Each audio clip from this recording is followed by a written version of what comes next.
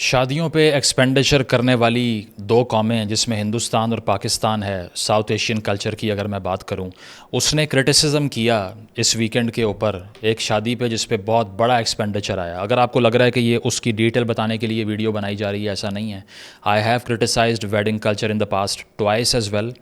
तो इसका मकसद भी ये है कि ज़रा हम अनअर्थ करें इन वेडिंग कल्चर मेंटालिटी की चीज़ों को, जो कि हम यहाँ पे दिन रात होते हुए अपने अराउंड देखते हैं।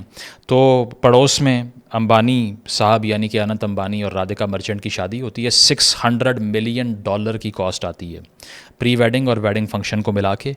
ये वो कॉस्ट है जो कि इंडियन टर्म्स में 5,000 करोड़ रुपए बनती है और पाकिस्तानी टर्म्स में 12,000 करोड़ तकरीबन बनते हैं। साथ साथ जो प्रिंसेस डायना और प्रिंस चार्ल्स की वेडिंग सेरेमनी हुई थी उस पर तकरीबन $160 मिलियन लगे थे। ये उससे 4 गुना महंगी थी। इसके साथ साथ शाह फ़िरान जिसने 2500 ईयर्स को जब सेलिब्रेट किया पर्शियन एम्पायर के, तो आज के टर्म्स में $500 मिलियन का ख़र्चा कर दिया एक ऐसी कौम में रहते हुए जहाँ पर रोटी अफोर्ड करना उस वक्त ईरानियंस के लिए मुश्किल था। और इन्हीं सेंटिमेंट्स को कल को रेवोल्यूशन में कन्वर्ट होते हुए हमने देखा कि ईरानियंस को इतना गुस्सा आया कि ये किस तरह पैसा उड़ा रहा है यहाँ पे। उससे भी महंगा इवेंट था ये। लेकिन पर्पज़ ये इवेंट नहीं है, पर्पज़ इस गुफ्तगू का ये नहीं है कि इतने पैसे इन्होंने क्यों लगाए। भाई उनके पैसे हैं, जो मर्ज़ी करें, हम कौन होते हैं ये कहने वाले। The purpose is a deeper problem in the sub continent south Asian society. तो पहले ज़रा कुछ डिटेल इस शादी की, ताकि आपको इस्टेब्लिश कर दें कि कितना बड़ा लेविशनेस का डिस्प्ले था ये। तो सबसे पहले तो तकरीबन 7 महीने लंबी ये शादी है। इतनी देर तो पाकिस्तान में कोई वज़ीर आज़म भी लास्ट नहीं करता, 7 मंथ्स जितनी देर तक ये शादी लास्ट करती रही है। लेकिन आगाज़ इसका होता है जी 29 दिसंबर 2023 को पिछले साल, और 14 जुलाई 2014 लास्ट वीकेंड पे ये ख़त्म होती है। इस पे जस्टिन बीबर परफॉर्म करता है, $10 मिलियन लेता है एक परफॉर्मेंस का। पहन के फिर बनियान आ जाता है, वो और बात है, सारे पैसे ज़ाया हो गए। लेकिन फिर भी साथ साथ रिहाना $5 मिलियन चार्ज करती है और 2 करोड़ की वॉचेस मिलती हैं हर गेस्ट को, जो बॉलीवुड सेलिब्रिटीज़ थे, शाहरुख, सलमान और वो सब, जो कि आपको एक ही स्टेज पर डांस करते हुए दिखाई देंगे। ठीक है, साथ साथ QR कोड है हर गेस्ट के एंटर होने के लिए, वो स्कैन करके फिर आप आ सकते हैं। 9 पेजेस का ड्रेस कोड है, 9 पेजेस का, जो आपने फॉलो करना है। और इसके साथ साथ अगर मुख्तलिफ़ सेलिब्रिटीज़ की बात करें जो कि पाए जा रहे थे इस शादी में, इसमें कौन कौन था? मार्क ज़करबर्ग, फेसबुक के मालिक, जिनकी बीवी ये कहती हुई दिखाई दी अंबानी साहब को देखे कि मुझे ये वाली घड़ी चाहिए जो इसने पहनी हुई है, ठीक है, जिसकी कीमत तकरीबन 80 करोड़ थी। किम कार्दाशियन और उनकी बहन, ये दोनों भी साड़ी पहन के इस तरह क्लूलेस फिर रही हैं जैसे गुम गई होती हैं, समझ नहीं आ रही कहाँ जाना है। बिकॉज ऑब्वियसली पैसे लेकर आगे पता नहीं है कि कल्चर क्या है क्या नहीं है। जॉन सीना, शायद उनको आपने ना देखा हो because you can't see him still. Mike Tyson was there, Tony Blair the ex British prime minister was there, Boris Johnson was there, the entire Indian prominent political class was there apart from Rahul Gandhi. इसके अलावा FIFA का president dance कर रहा है, कमाल है यार, मतलब हिलरी क्लिंटन। और इसके अलावा एकॉन जो आर्टिस्ट हैं, लुई फॉन्सी वहाँ पर थे, रेमा जिन्होंने वो काम डाउन गाना गाया, वैसे तो वो मैं भी गा लेता जिस तरह गाया उन्होंने, लेकिन फिर भी सैमसंग के चीफ डांस कर रहे हैं, US secretary of the state वहाँ पर मौजूद हैं, और दिलजीत दोसांझ और मुख्तलिफ आर्टिस्ट सारे। और साथ साथ जनवरी में इसका आगाज़ होता है, इंगेजमेंट पार्टी होती है, और उसके बाद में मार्च में प्री वेडिंग सेरेमनी होती है। 500 डिशेस पकाई जाती हैं, रिहाना परफॉर्म करती है, इवांका ट्रंप वहाँ पर थी, बिल गेट्स आया हुआ था। फिर मई के महीने में यूरोपियन क्रूज़ पार्टी होती है, 4 दिन तक क्रूज़ के ऊपर पार्टी चल रही है। शुरू होता है सिसिलियन सिटी ऑफ पाल्मेरो से और रोम में ख़त्म होता है। बैक स्ट्रीट बॉयज़ और पिटबुल परफॉर्म कर रहे हैं। जुलाई में मैस वेडिंग और म्यूज़िकल नाइट होती है, जो आपने इस वीकेंड पर देखी। जस्टिन बीबर परफॉर्म करता है और तब जाकर ये एंड होती है। अब अगर आपका व्यू पॉइंट ये है कि इतने पैसे इन लोगों ने बर्बाद कर दिए, तो फिर आपके लिए बताता चलूँ कि इन्होंने सिर्फ 0.5% ऑफ देयर वेल्थ लगाया है, 1% का भी आधा। उसकी वजह यह है कि इनकी नेटवर्थ है $123 बिलियन अंबानीज़ की। तो $600 मिलियन खर्च किया है अगर उन्होंने, तो 0.5% बनता है। लेकिन एक आम पाकिस्तानी और हिंदुस्तानी कितने पैसे लगाता है शादियों के ऊपर, ज़रा ये भी सुन लें। साउथ एशियंस को ऑब्सेशन है मैरिज सेरेमनीज़ का। मैंने अपने अराउंड बहुत मरतबा ये होते हुए देखा है कि लोगों का ड्रीम होता है कि वो सेरेमनी इस तरह से हो कि किसी की ज़िंदगी में नहीं हुई इतनी। और इसके साथ साथ मैंने ख़वातीन को भी ये एनविजन करते हुए सुना और देखा है कि मेरा तो विश है कि मैं ये ड्रेस पहनूं और मैं उधर से आऊं और मैं यहाँ जाऊं, उसकी वजह यह है कि इन माशरों में हिस्टोरिकली, स्पेसिफ़िकली पाकिस्तान में, हिंदुस्तान का मैं कुछ कह नहीं सकता इस बारे में कि वहाँ पे चूँकि वुमेन एमेंसिपेशन की सिचुएशन हमसे बहुत बेहतर है, तो यहाँ पर तो यह है कि ख़वातीन किसी भी सोशल डिसीजन मेकिंग का हिस्सा है ही नहीं, उसका कोई डिसीजन मेकिंग रोल तो है ही नहीं। तो शादी ही एक इवेंट होता है जिसको प्लान करने की उसको परमिशन होती है। हाँ, वो होनी किससे है इसकी परमिशन उसको नहीं है, लेकिन वो होनी किस तरह से है इतना एहसान हमने उनके ऊपर कर दिया है कि यार ये आप डिसाइड कर लें कि कौन सा हॉल बुक करना है, कौन सा सूट पहनना है, किस कलर का पहनना है। That's why they are so excited about it. And then the toxic femininity as well, जो कि बचपन से ट्रेन की जाती है कि एक ख़ातून की पैदाइश का purpose of life, meaning of life सिर्फ ये है कि तूने बच्चा पैदा करना है, शादी करनी है और कुछ भी नहीं करना, ठीक है। तो इसीलिए एक ऑब्सेशन है वेडिंग कल्चर्स का। और जो लोग तनकीद कर रहे हैं इस शादी पे इतनी ओवर स्पेंडिंग हुई, वो ख़ुद कितना स्पेंड करते हैं। Indian wedding industry is worth $130 billion, 130 Arab dollar की इंडस्ट्री है। पाकिस्तान की वेडिंग इंडस्ट्री 900 बिलियन रुपीज़ की इंडस्ट्री है, 900 अरब रुपए की। ये वो पाकिस्तान है जहाँ का 55% का सबसे बड़ा सूबा, जहाँ सबसे एजुकेटेड लोग रहते हैं, वो भी एजुकेशन पे, तालीम पे 500 अरब लगाता है, लेकिन मुल्क पूरा शादियों पे 900 अरब लगा रहा है। सिंध 200 अरब लगाता है एजुकेशन पे। कैपिटल सिटी जो है हमारा वो 70 अरब रुपया लगाता है, लेकिन जितने पैसे शादियों पे ख़र्च कर रहे हैं उतना बच्चे की तालीम पे ख़र्च नहीं करते यहाँ पे। ये तो सूरत हाल है। दूसरी चीज़ ये है कि एक एवरेज इंडियन वेडिंग कॉस्ट करती है $15,000,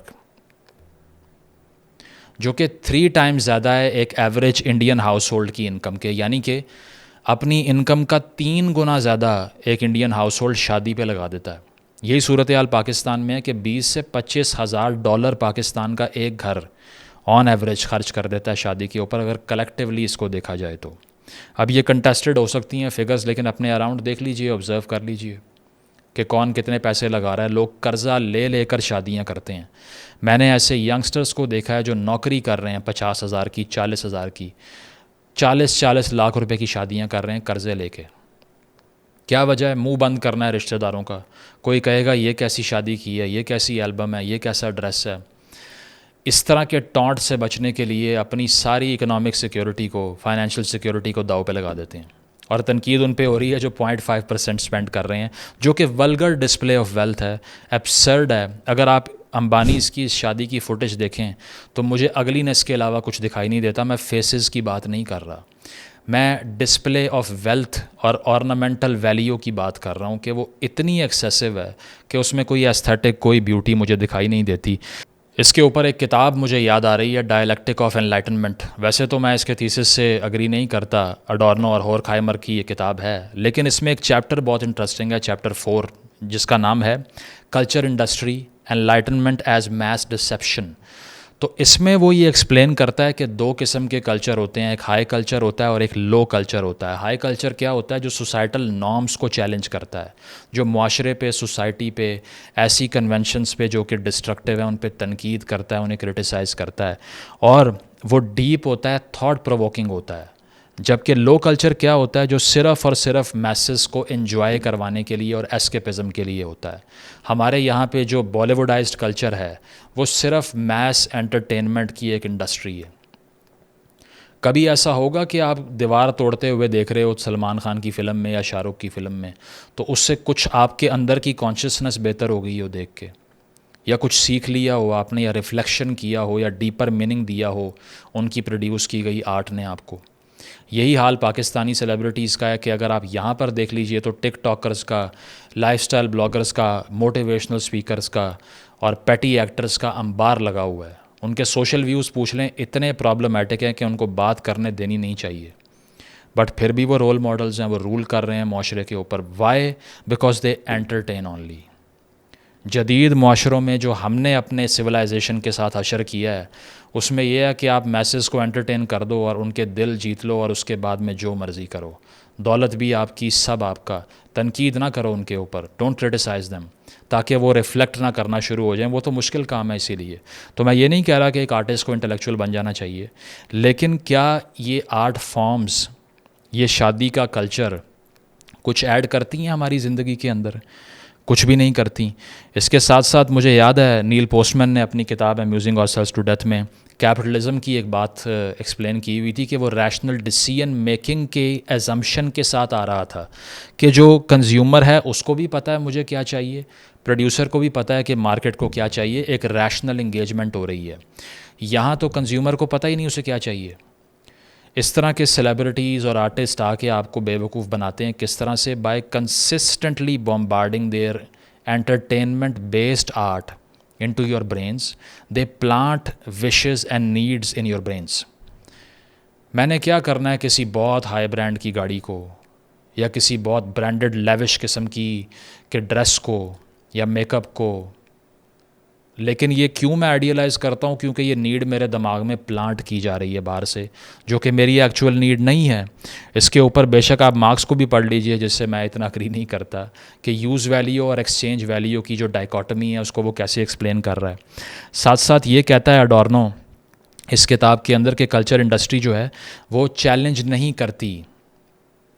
कल्चर इंडस्ट्री वो किसको कहता है? यही फिल्में बनाने वाले, यही स्पोर्ट्समैन, यही सारे एंटरटेनर्स जब इकट्ठे होके रियासत के इमा के ऊपर आवाम को बेवकूफ़ बनाते हैं ताकि वो अपने उस एको चैम्बर में फंसे रहें, उससे बाहर ना निकलें। तो अडॉर्नो ये कहता है कि ये वो इंडस्ट्री है जो कि आपको चैलेंज नहीं करती, एनलाइटन नहीं करती। और साथ साथ वो ये कहता है कि इसके दो फीचर्स होते हैं। पहला फीचर इसका ये है कि ये इंटेलेक्चुअली इन्फीरियर होगी हमेशा, इसमें कोई हाई इंटेलेक्ट नहीं इन्वॉल्व होगी। दूसरा फीचर क्या है? इसमें सोशल क्रिटिसिज्म का कोई आंसर मौजूद नहीं होगा, no element of social criticism. और वही इसमें दिखाई देता है हमें इस तरह की आर्ट फॉर्म्स में, जो वो लोग बना रहे हैं जो इन शादियों पे एक बल्क में इनवाइट किए जाते हैं। और उनकी क्या वैल्यू है? सिर्फ ये कि वो एंटरटेन कर सकते हैं और कुछ नहीं। Have they created any practical change in our lives? No they haven't. Have they made us better thinkers? No, they haven't. Have they given us a higher purpose? No, they haven't. Have they given you a deeper meaning of your existential issues? No, they haven't. They have just amused you. खुश किया है सिर्फ आपको, ताकि आप अपने real problem से बचने के लिए उनको देख के आराम से सो जाएं। तो ये उसका एक लेविश डिस्प्ले था जो हमने अंबानीज़ की वेडिंग में देखा, और लोकली भी हर कोई ये करता है। पाकिस्तान में भी अगर किसी की जेब में 50,000 रुपये हैं ना, तो वो अपनी सकत के मुताबिक आर्टिस्ट को बुला लेगा। आर्टिस्ट खड़ा हुआ अब्यूज़ हो रहा है शादी के ऊपर, हर कोई रोटी खा रहा है, कोई मटन की बोटियाँ ढूंढ रहा है, कोई कहीं जा रहा है, कोई डिज़र्ट खा रहा है, और सामने एक आर्टिस्ट खड़ा होकर गा रहा है जिसकी कोई औकात नहीं है।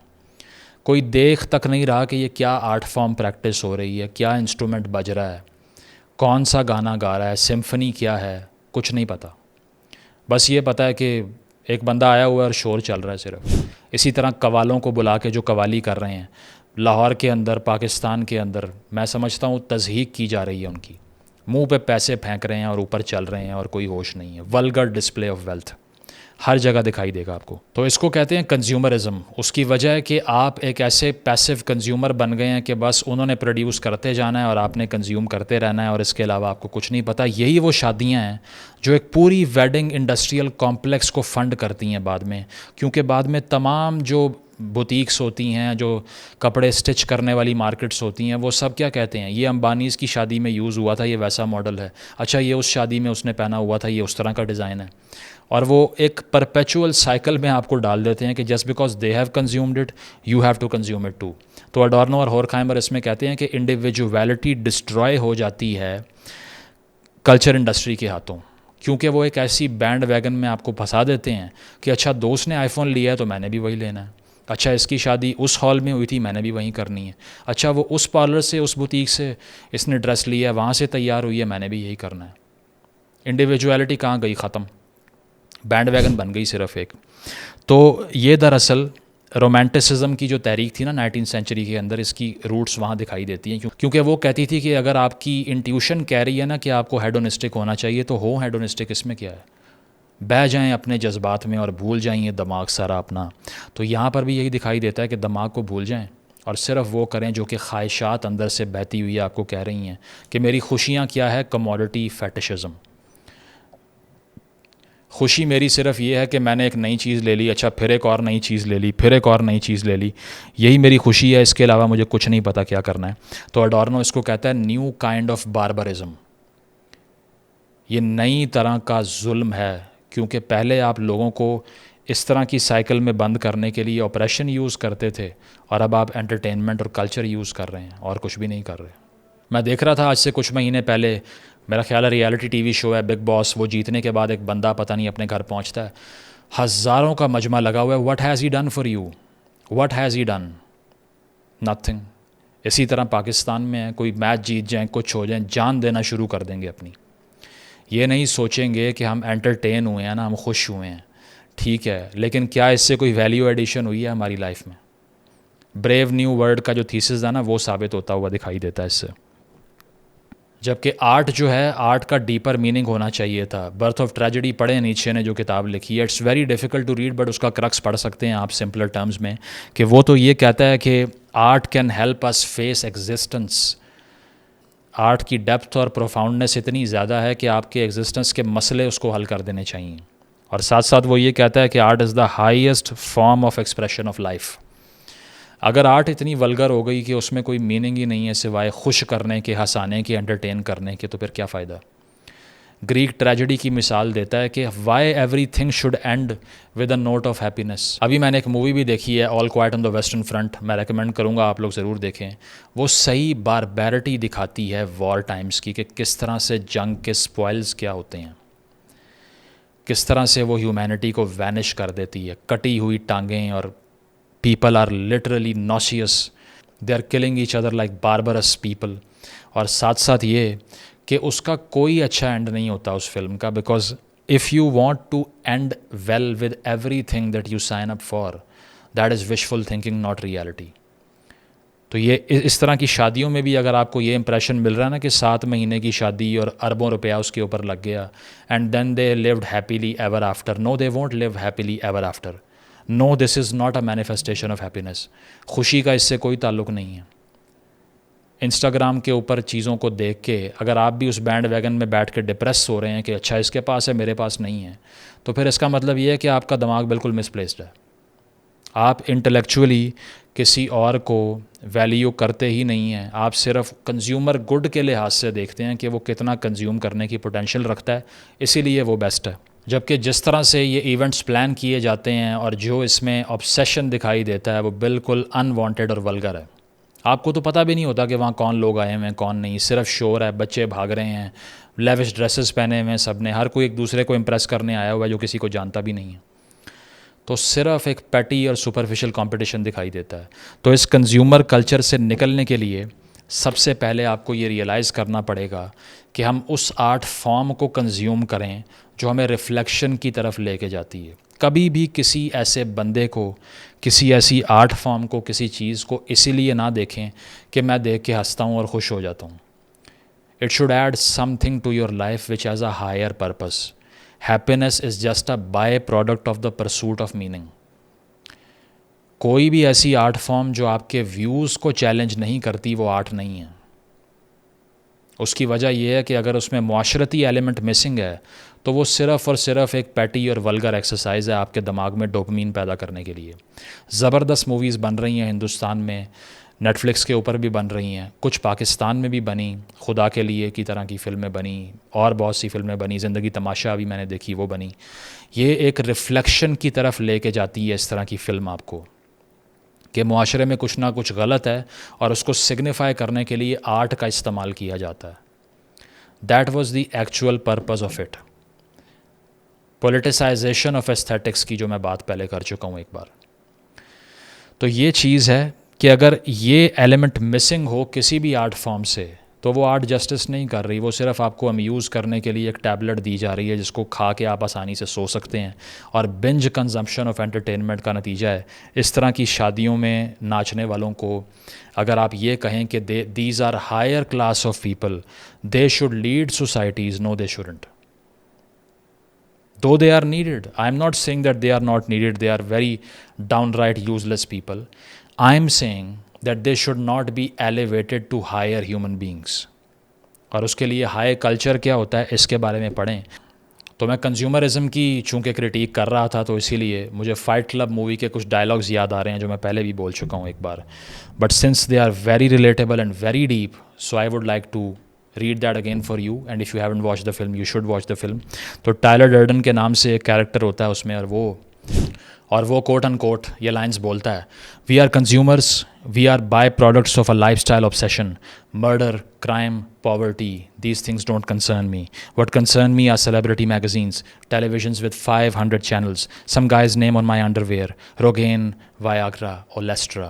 यानी कि हम सिर्फ़ और सिर्फ कंज्यूमर्स हैं लाइफ स्टाइल ऑब्सेशन के। अपने लाइफ स्टाइल्स को मैंने बड़ा बेहतरीन अंदाज में प्रेजेंट करना है सोशल मीडिया के ऊपर। उस रेस्टोरेंट में बैठा हुआ हूँ, उस लग्जरी रिजॉर्ट में बैठा हुआ हूँ, या फिर कोई फ़र्स्ट क्लास की टिकट पे सफ़र कर रहा हूँ जहाज़ में, तो उसकी तस्वीर लगा दी। तो लाइफस्टाइल ऑब्सेशन के कंज्यूमर्स हैं। वो कहता है कि मर्डर हो जाए, क्राइम, पॉवर्टी, हमें इससे क्या, हमारा कंसर्न क्या है सेलिब्रिटी मैगजीन्स में क्या कहा जा रहा है, 500 चैनल्स जो आ रहे हैं मेरे टीवी पे उसमें क्या दिखाया जा रहा है। आगे क्या कहता है, आगे कहता है we are middle children of history, we have no purpose, no place, we have no great war, we have no great depression, our great wars is a spiritual war, our great depression is our lives. हमारा great depression वो economic great depression नहीं है America वाला, हमारा great depression अपनी ज़िंदगियाँ हैं। आगे कहता है we have all been raised on television to believe that one day we will be millionaires and movie gods and rock stars, but we won't, and we are slowly learning this fact and we are very very pissed off. कि फ़िल्मों में देखकर हमें ये लगा कि हम भी रॉक स्टार बनेंगे, मूवी गॉड्स बनेंगे, मिलियनियर्स बनेंगे, लेकिन हम नहीं बनेंगे, सब नहीं बन सकते। इसीलिए दिन ब दिन हमारी ज़िंदगी डिप्रेशंस में जा रही है, क्योंकि हम लाइफस्टाइल ऑब्सेशन के पीछे भाग रहे हैं और हम पैटी कंज्यूमर्स हैं। तो एंड पे कहता है कि it's only after we have lost everything that we are free to do anything.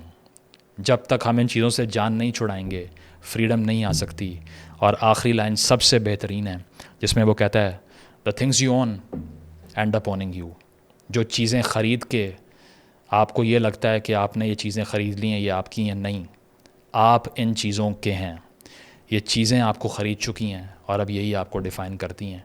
इस साइकिल को तोड़िए, कंप्लीट इंडिविजुअल बनिए, कल्चर के अंदर जो रॉट है उसे क्रिटिसाइज़ करिए, हर्ड मेंटालिटी का हिस्सा ना बने, लेविश कंज्यूमरिज़म को ग्लैमराइज ना करें, क्रिटिसाइज़ करें सोसाइटल वैल्यूज़ को। सिर्फ तब रिफॉर्म आ सकती है, अदरवाइज़ सियासी चेंजेस से मुआशरा चेंज नहीं होता, कल्चरली रिफॉर्म करने से मुआशरा चेंज होता है। Thank you.